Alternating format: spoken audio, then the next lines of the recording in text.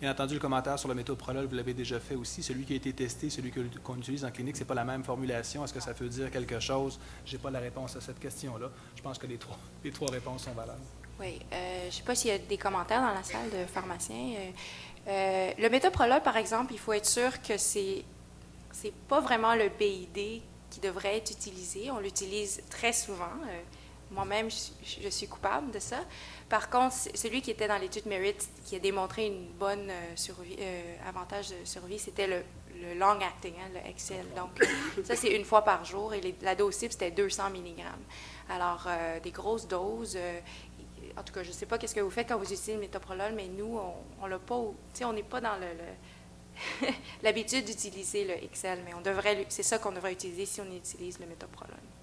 C'est ça, mais on n'a pas le Toprol XL. Ce qu'on a, c'est le SR. Ouais, Ce qu'il faut bien comprendre, c'est que le XL, 200 mg de XL, ça correspond à 150 mg de SR. Ce n'est pas la même chose. Donc, on ne pousse pas le métoprolol à 100 BID. C'est 75 BID, la dose maximale qui a été testée. Puis, c'est même pas BID, comme tu le dis. C'est exactement. Donc, ça, c'est... Juste un petit commentaire. C'est vrai que ce n'est pas une question totalement anodine, parce que, comme Jean-Noël rappelait, l'étude Comet a comme montré une différence de mortalité dans la comparaison de deux bêta-bloquants. Un bêta-bloquant recommandé, le carvedilol, et un métoprolol non recommandé, qui était le métoprolol tartrate. Donc, ce n'est pas une question anodine, quand même. Donc, vous titrez l'ensemble de la médication. Le patient s'améliore, donc on fait une bonne job. Il est maintenant de classe 2. Il est cependant inquiet pour sa capacité au travail. Donc, lui, c'est un opérateur de machinerie lourde. Il vous demande si c'est sécuritaire pour lui, compte tenu de sa condition, de retourner au travail ou pas. Donc, vous, votre choix, c'est oui, pas de problème, non, tu es trop malade. 3, après une évaluation sur le tapis roulant.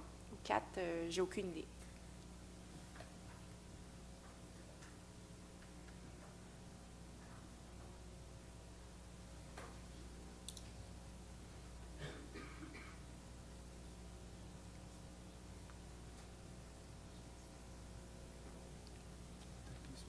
OK, donc la majorité ferait un tapis roulant. Qu'est-ce que vous feriez?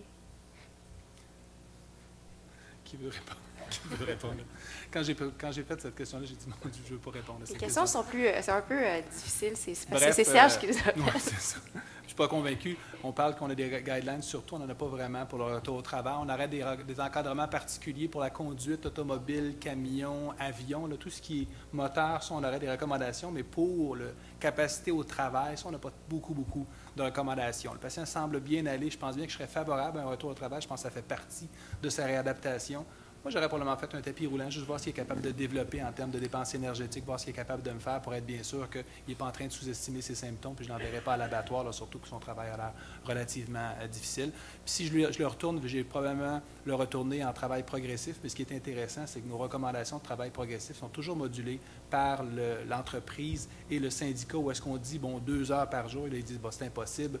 Là, ils disent une journée sur 2, là, je ne vois pas, de faire une journée pleine puis de se reposer le lendemain. Bref, on a de la difficulté. Le retour progressif, c'est dans notre tête, c'est précis, mais dans la tête de l'employeur ou du syndicat, c'est tout autre. Autre commentaire? Qu'est-ce que vous faites en France? Donc nous, on travaillerait effectivement avec les médecins de réadaptation fonctionnelle pour savoir quelle charge maximale ils peuvent faire par jour. Et on définit notamment les poids autorisés à porter dans l'activité professionnelle, plus ou moins 25 kg. Bon, ils nous aident un peu dans la remise au travail. On demande un poste adapté à la maladie, ce qui est parfois possible dans les entreprises. Et en France, il y a ce qu'on appelle les médecins du travail, qui sont les interlocuteurs entre les employeurs et les patients et qui définissent des règles et adaptent le poste aux patients. Donc ça, c'est une aide. C'est en train de bouger, quoi, mais c'est une aide. Enfin, s'il était conducteur de bus ou de poids lourd, ça me gênerait beaucoup. Malgré tout, bien qu'il soit en classe 2, qu'il soit pas...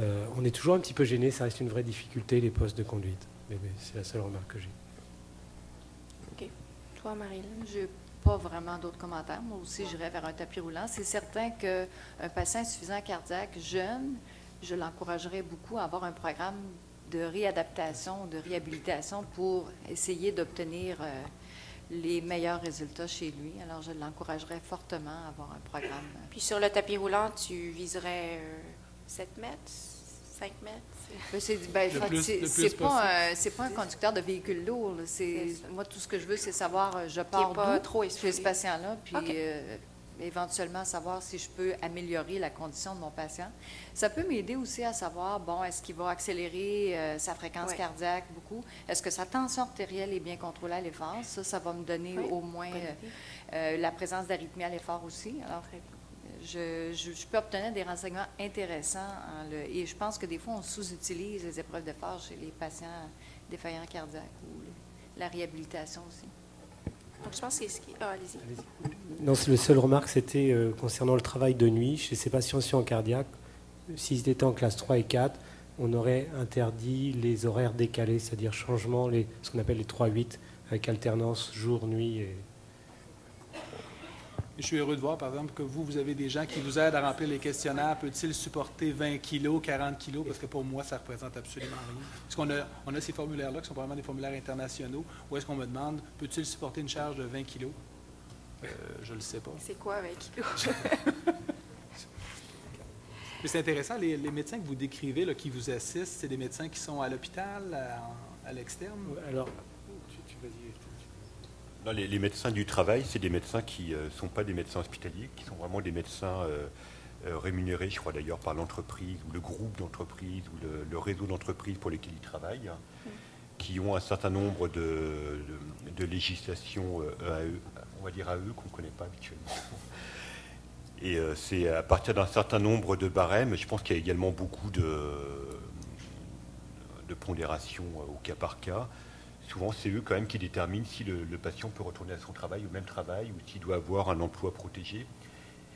Alors, c'est quand même assez délicat, parce que surtout dans la conjoncture économique, à partir du moment où le patient ne revient pas à son travail et est orienté vers un emploi dit protégé, souvent pour lui, ça va être un chemin de croix. Il va passer par un nombre de procédures incroyables pour être qualifié employé, on va dire, protégé. Et c'est jamais très satisfaisant quand on les suit après en consultation. C'est souvent manifestement le début de la dégringolade pour eux. Donc c'est vrai que c'est une période délicate pour lesquelles on est un peu impuissant. Nous, on a la chance d'avoir ces médecins du travail qui sont en faible nombre. D'ailleurs, c'est une spécialité sinistrée en France. Régulièrement, il y a des appels « Faites de la médecine du travail ». Mais ils sont engagés par l'employeur? J'ai peur de dire des bêtises, mais oui, je crois qu'ils sont rémunérés par l'employeur. Alors ça peut être quand c'est une grande entreprise, c'est un employeur, mais le plus souvent, c'est des réseaux d'entreprises. Puisque nous, on en a des médecins comme ça ici, mais j'ai l'impression qu'ils sont un peu près de l'employeur et pas très près de leurs patients. Alors ça vient de changer. C'est ceux qui vous envoient des formulaires pour les retourner au travail tout le temps en disant, voyons donc, il peut travailler cette À répétition. Nous, on en a un petit peu ici, mais ce n'est pas nos amis, on va dire ça comme ça. Jusqu'à présent, c'était plutôt des amis des patients en France, mais la loi vient juste de changer la semaine dernière. Et il devient maintenant sous la responsabilité de l'employeur, ce qui n'était pas le cas auparavant. Le médecin du travail était libre de toute décision. Donc, il n'y a pas vraiment de consensus. C'est pour ça qu'on a mis la question. J'ai regardé les guidelines canadiens et ça dit que pour l'insuffisance cardiaque et la conduite automobile privée, si on est de classe 4, c'est disqualifié. Si pour une conduite automobile commerciale, c'est-à-dire chauffeur d'autobus, etc., camionneur, 3 et 4, on est disqualifié.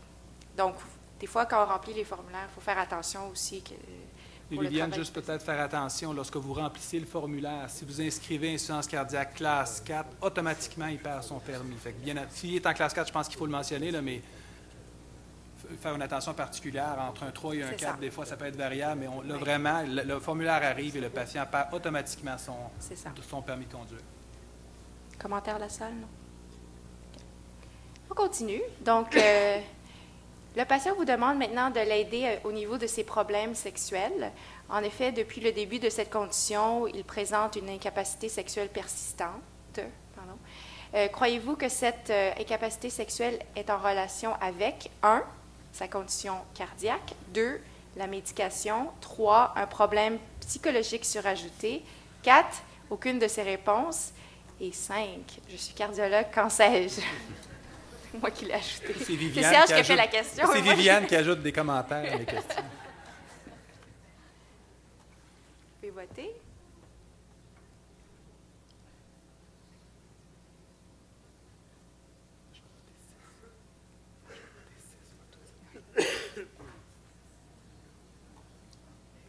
c'était la médication, c'était le numéro 2. 1, c'était sa condition cardiaque. OK, c'est pas bon. Le cœur, c'est les pilules. Oui. Alors, que croyez-vous, les experts? Moi, j'ai dit à Viviane, déjà ma réponse, j'ai dit que c'était 6. C'était la condition cardiaque, les médicaments, tout le contexte psychologique, puis qu'est-ce que je connais là-dedans. On ne pourrait pas sous-estimer la contribution de l'insuffisance cardiaque. Hein, c'est une maladie qui va affecter la perfusion de tous les organes, incluant les organes sexuels. Fait que je pense qu'on dit tout le temps, c'est les pilules, c'est pas juste les médicaments. Vous pourriez arrêter toutes les pilules, puis il pourrait avoir encore des problèmes. Vous pourriez le tester, là, tant qu'à moi. Rappelons-nous qu'il y a des demi-vies à ces médicaments-là, fait qu'on peut peut-être ajuster la thérapie plutôt que d'ajouter une pilule. On peut peut-être en enlever une pour favoriser le problème. C'est un problème qui est complexe de toute façon.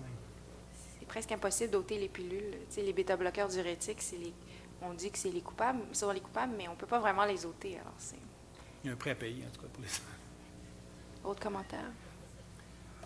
Moi, je suis cardiologue, effectivement.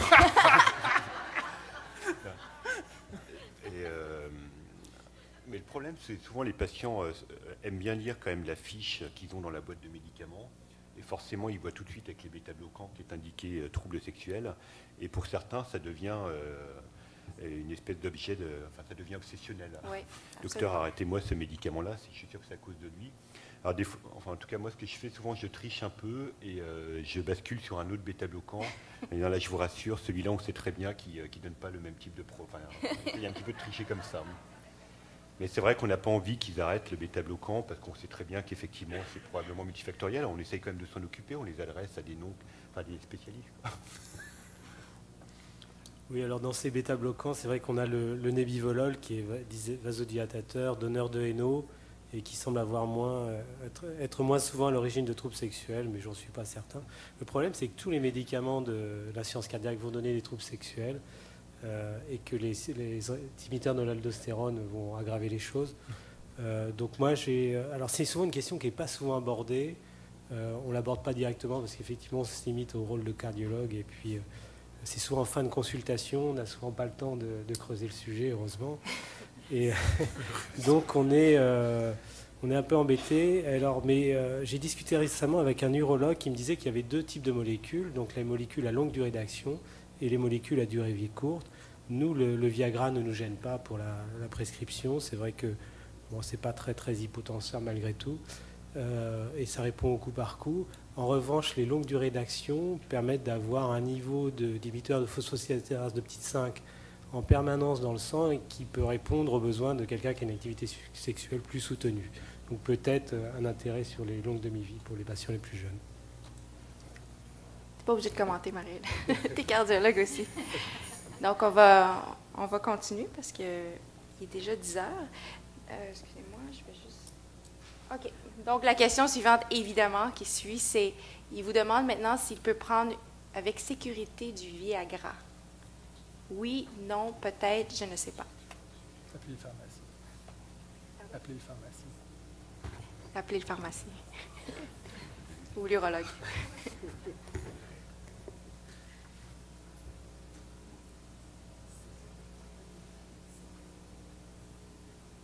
Oui. Okay. Donc, la majorité, 64%, dit que oui, il peut prendre du Viagra. Est-ce qu'il peut prendre du Viagra, le docteur Lepage? Oui. Donc, des compensations cardiaques, mais maintenant compensées, classe 2, aucun problème. Okay. Il faut faire attention aux effets secondaires, faire attention aux dérivés nitrés, si on lui en donne pour une raison ou pour une autre. Mais sinon, pas de problème. Okay. On parle de Viagra, on parle d'être Cialis avec la possibilité d'un effet plus soutenu. Je vous rappelle, je ne sais pas si vous l'avez en Europe, mais du Cialis courte action, une nouvelle comprimée, une nouvelle formulation qui vient de sortir. Donc, je sais à quel point un bénéfice au court terme ou au long terme, je ne le sais pas. De toute façon, dans ma tête, on devrait tester ces médicaments-là en essence cardiaque. On est probablement rendu là. Peut-être que c'est ça qu'on devrait faire aussi. Okay, tout le monde est d'accord? Y a-t-il des commentaires? Okay. Quelle dose vous utiliseriez, par exemple? La dose, peut-être 50 pour tout le monde ou 25? On commence à 25? On commence à 25. En petite dose, peut-être, parce qu'on dit 50 à 100, mais chez ces patients-là, souvent, je leur fais essayer 25. Je vous rappelle, de prescrire du 50, couper en 2, ça coûte moins cher.